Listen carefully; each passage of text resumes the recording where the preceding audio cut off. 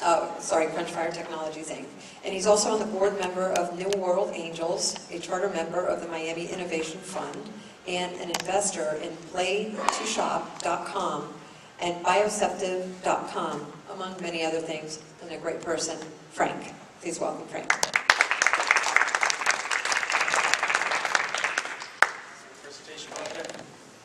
Is there a clicker, or is it clicker? Cool.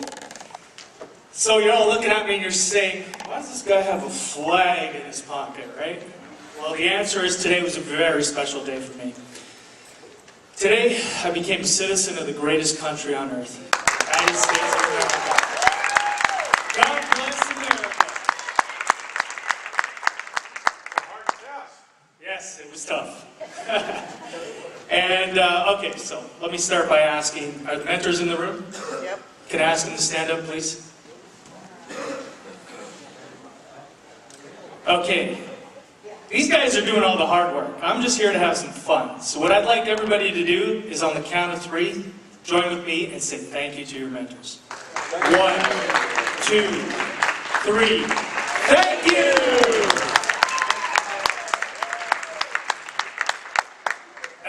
On to business. So, top 10 mistakes of startups and ode to Guy Kawasaki. You're wondering, why Guy Kawasaki? Let me tell you why.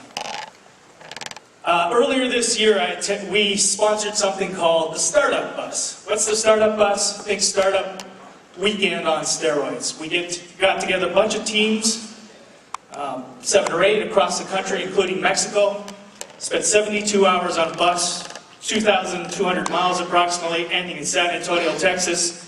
And the goal of this whole adventure was to build a minimum viable product, an investor pitch, and basically start a company. Pretty ambitious on a bus. Now, Crunchfire sponsored this cool looking bus, and if it's a Crunchfire bus, you know it's going to be good, especially on the inside. So we ended up ended up in San Antonio. And in San Antonio, I had the good fortune of hearing Guy Kawasaki. Some of you may know Guy Kawasaki.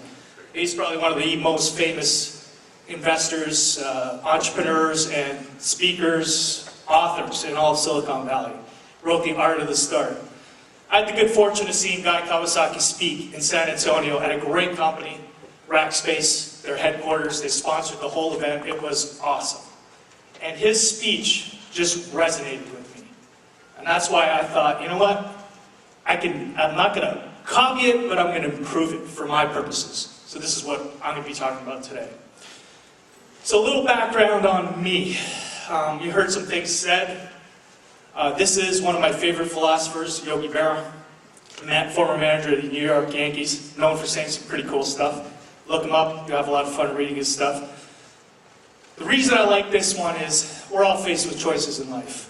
Back in 1999, in March 1999, I was in Toronto, Canada, and I got the germ of an idea in my head.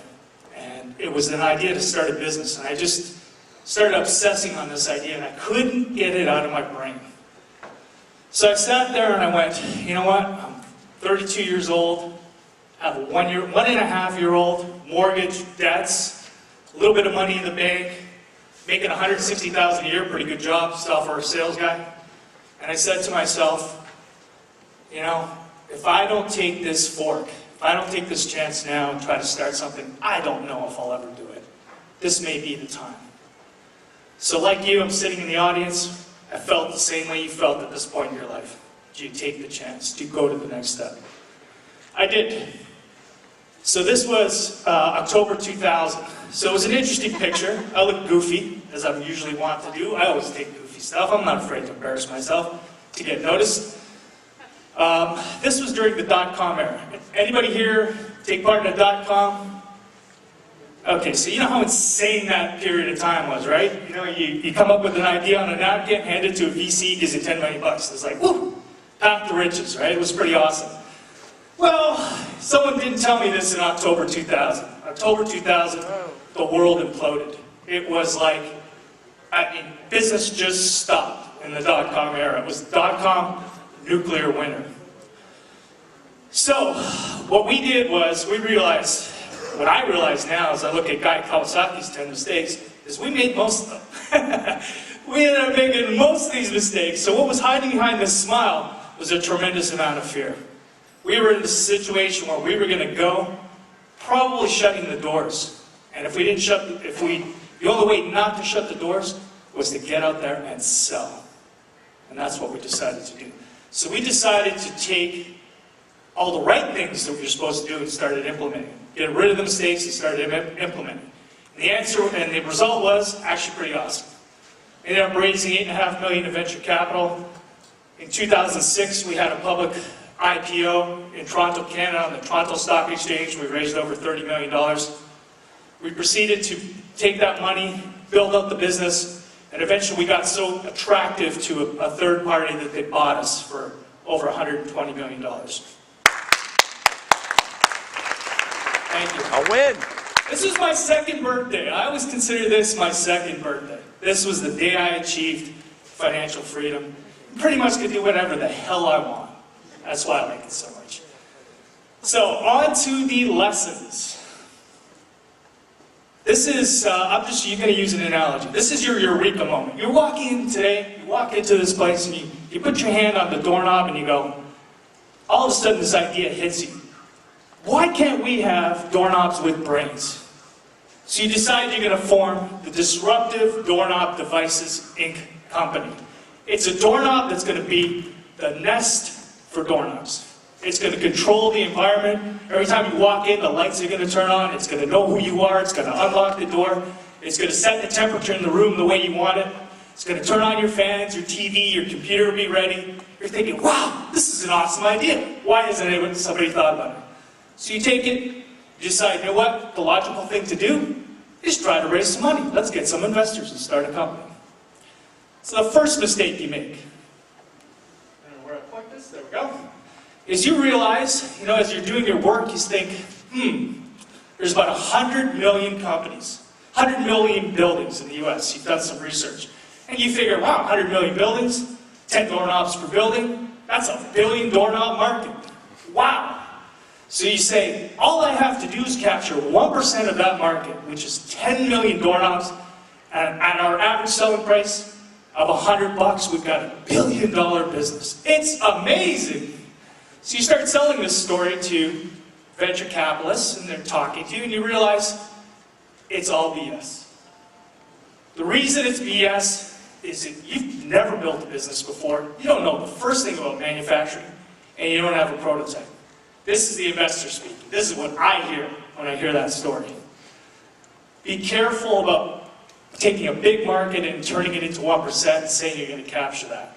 What I'm interested in hearing is, how are you going to make your first sale? Who are you going to sell to first? Where's that first dollar going to come from? How are you going to build your product? That's the most important thing. Now, we love this hockey stick. We all say this. It's important to have a hockey stick. But it's also important to show how you're going to get there.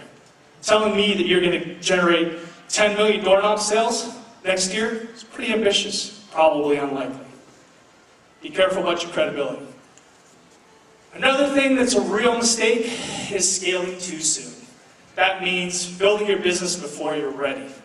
So you look at your doorknob business and you realize, wow, I need manufacturing, I need to hire a bunch of engineers, I need to have an operations manager, a chief operating officer, and human resources, and you start building all this stuff up. First thing you do is you find this offshore contractor to build your product.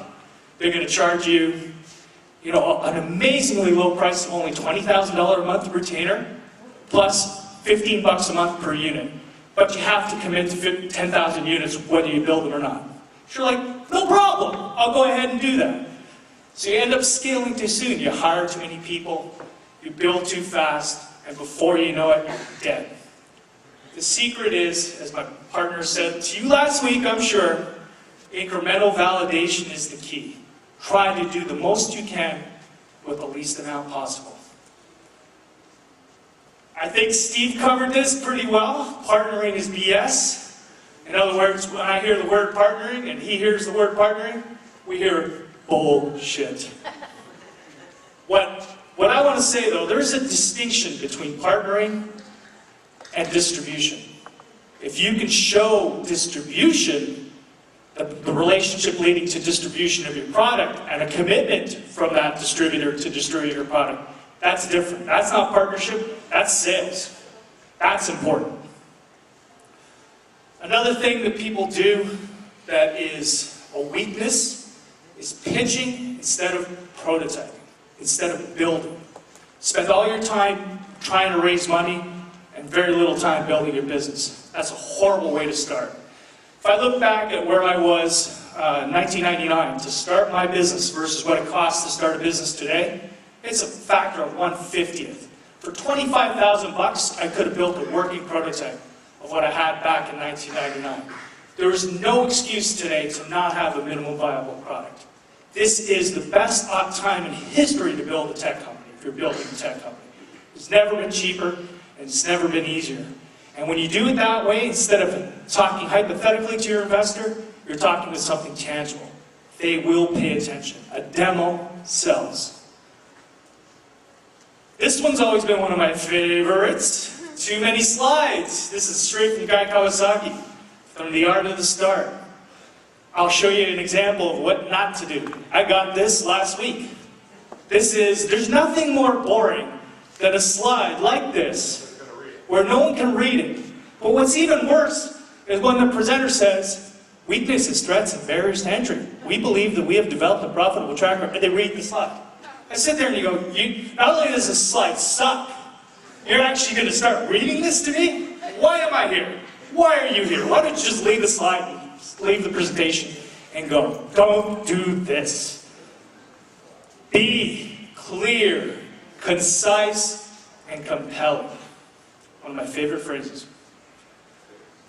Another thing that you have to do when you're an entrepreneur is you have to be able to dance, sing, walk, talk, chew gum. You got to be able to do everything all at once. You cannot say, I'm going to do a presentation, I'm going to find an investor, then I'm going to raise some money, then I'm going to build a product, then I'm going to hire a team, then I'm going to take it to market. You have to do everything all at once. And you have to do it better and faster and cheaper than anybody else. Very important. Another thing that entrepreneurs get hung up on, sadly, and it happens all the time, is this feeling that you don't want to give up control of your company. That somehow, if you maintain 51% of the shareholdings of your company, you are in control of that company. I got news for you. The moment you take in, a rabid capitalist like myself and other venture capitalists, you've sold your soul. You're no longer in control of your company. You belong to us. We are intertwined. We are now married. And unlike marriage, it's actually harder to get out of a venture capital relationship than it is out of a marriage. Keep that in mind.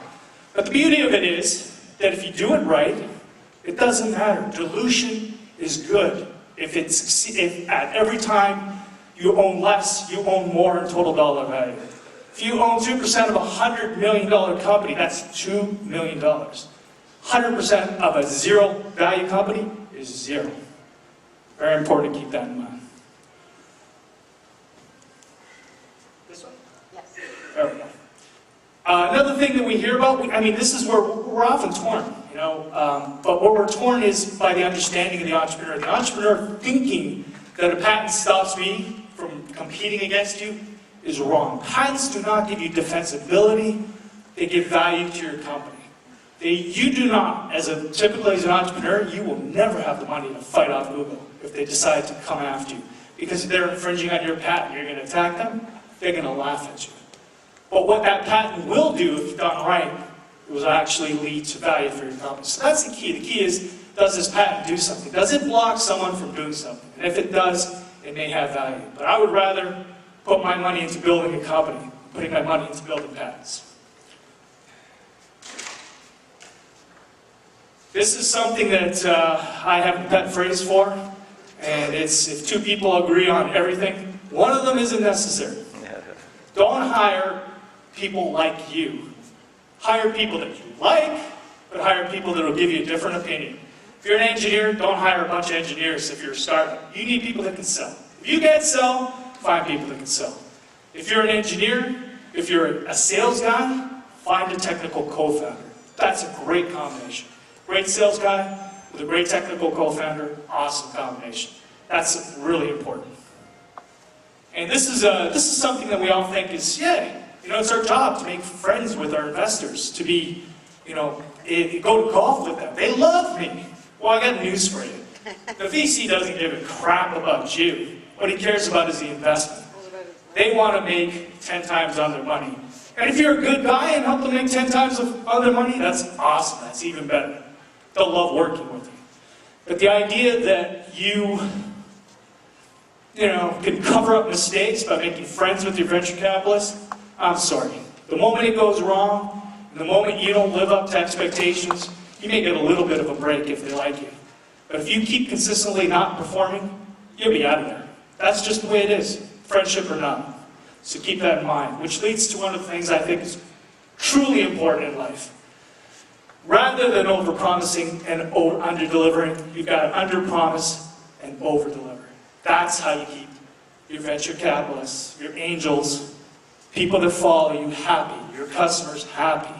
Set a goal, set an objective, stick to it. One of the secrets I had in life, in running my company, Hostopia, was not to make that many promises. Be very, very careful on the promises I made, but always keep every one of them. It's okay to say no. Okay, so one of my key secrets in life, this is one of the things that I think has guided me, it was a tremendous revelation to me, that all things are created twice. Once in the mind, and once in reality. Everything, everywhere you look, every product, every concept, every idea, began as a thought in someone's head. Be careful what you think about, because what you think about is what you will become. So what am I thinking about today? I'm thinking about Crunchfire, which is a company that I founded with an awesomely crazy dude, who I think you guys met last week, the insane Steve Rupetti, one of the best guys, best people, smartest people I've ever met in my life. And together we make a tremendous partnership. We share a lot in common. Crunchfire.com, you can read about some of our Crunchfireisms, some of the stuff we think really, truly matters. Like validation leads to valuation. That's why it's so important to validate. Get small steps, build your company. These are some of the things we're working on. And I will conclude the formal part of my presentation with a thought. One of my favorite thoughts and one of my favorite ideas. And that is, what the mind of man can conceive and believe can be achieved. Thank you.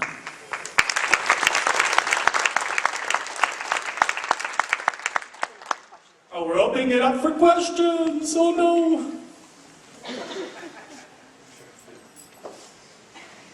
Hello. Should I repeat what she's going to say? Or? You talked a little bit about how entrepreneurs usually go through a period of wondering, what the hell am I doing?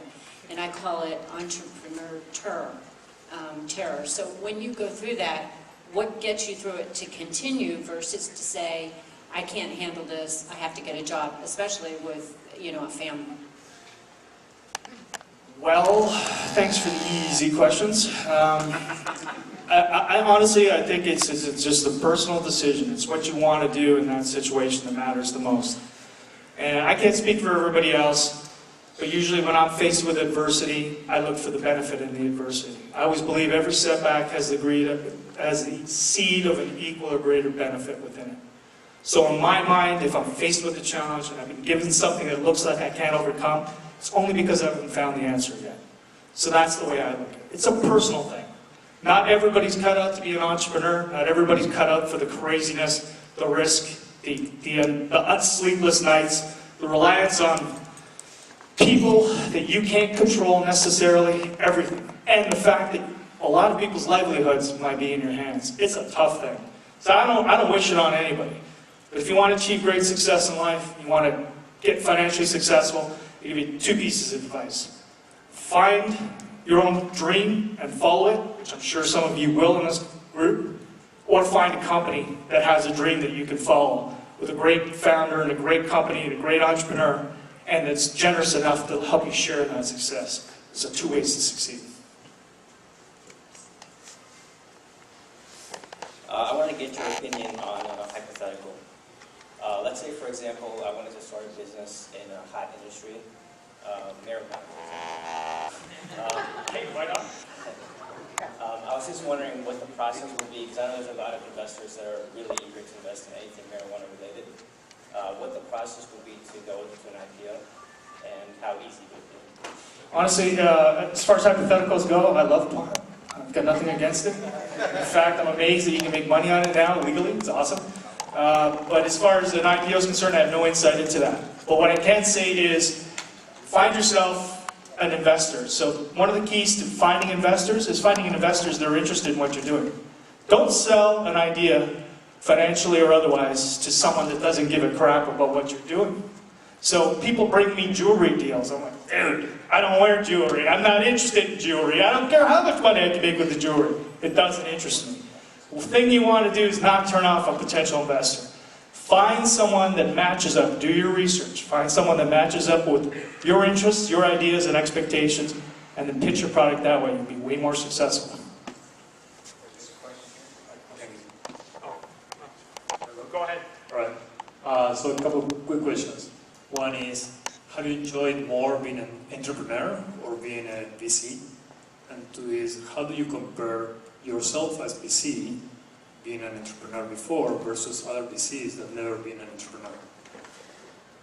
Okay, very good questions. First off, I'm not a VC. I'm an angel investor. I don't like VCs, but that's okay. They're very important to the ecosystem. The one thing they will do is take credit for your idea. they'll take credit for the fact that, wow, I found this guy, I nurtured him, and I made him successful. That's just what they do. You know, they don't talk about the failures, none of their successes. They were never smart. They never failed when your company failed. It was just a bad idea and a bad entrepreneur. I'm still an entrepreneur. I have a company. I'm still running companies. I'm launching companies. We're building companies. But I'm doing it differently than I used to do it. Instead of being on the inside running everything, emptying garbage cans and cleaning toilets, I'm actually just doing the fun stuff. So I love what I do. And I understand both sides of the table. I know what it takes to be successful as an entrepreneur, and also know what it takes to be successful as an investor. The key lessons. So, I think a VC that's never been an entrepreneur is not a very good VC, my opinion. An entrepreneur that is not a VC, that becomes a VC, could be a pretty good at both. But there's no guarantee.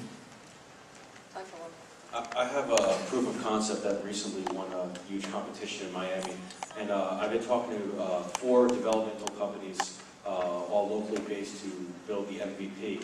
And every single development company that I spoke with, and they're some of the top ones in Miami, have all wanted equity in the company as well as money to actually build the MVP. Is that something that's a typical business, I guess, structure? Typical, I don't know. Have I heard the story before? Absolutely. So yes, I don't think your experience is unusual. I think, I mean, what we do at Crunchfire, we can't be hired, but we pick projects that we want to work on, companies that we want to work with, promising ideas, promising entrepreneurs, and we invest cash, but we expect equity in return for that, significant equity. And sometimes we get paid for our work. We have projects that people have paid us to do as well. We're very picky on what we do. We just don't take everything. We can't take everything. Having said that, in the scenario that you described, I don't think it's that unusual. It's a decision you're going to have to make. And I think one of the ways to resolve it is to have your own money, try to raise your own money, and find a technical co-founder that can do a lot of the work for you. The weakness in that model is if you're not a geek, you risk having partnered with a company that's going to build something that looks good on the outside, Lamborghini on the outside. That's a piece of crap underneath. It's a rusted hook underneath. That's the biggest risk you face, outsourcing your core idea to someone else. All right. Is that it? Okay. Okay, we'll just take one last one because we're really... Hello. Hi. When you open or you create a new startup company, how do you know that you have the right partner? Because maybe you have the same dream, but then you identify people that they don't have, good, professional relationship, and then you have issues between the team, and then sometimes it's difficult to, go ahead and move forward. I think that's the biggest risk in startup is the people, right? So that's the biggest thing I look for. You know, when as I'm evaluating investments, I love ideas, I love entrepreneurs, all that stuff, but I'm evaluating people. People, the team is the number one thing in my head that I look at. So to answer that question, I look for teams that are cohesive, that have known each other for a while, that have done things together for a while, that maybe have, you know, they're high school friends, they've started a business before, they've been in a successful company that's had a great exit, and they've known each other, worked together for years. I think the familiarity, the ability to be able to have a rapport where one of them is different than the other, where the two people are not the same, that's important. So the biggest risk you're going to face is make sure you choose a good partner and that you're comfortable with that partner, but you also have to anticipate what happens if it goes wrong. And if it goes wrong and you can't exit, then you've lost your company. So you've got to think about that beforehand. It always looks great at the beginning, but you got to watch for the rough seas, and sometimes those rough seas will capsize your ship. Very good. Thank you. Thank you for that.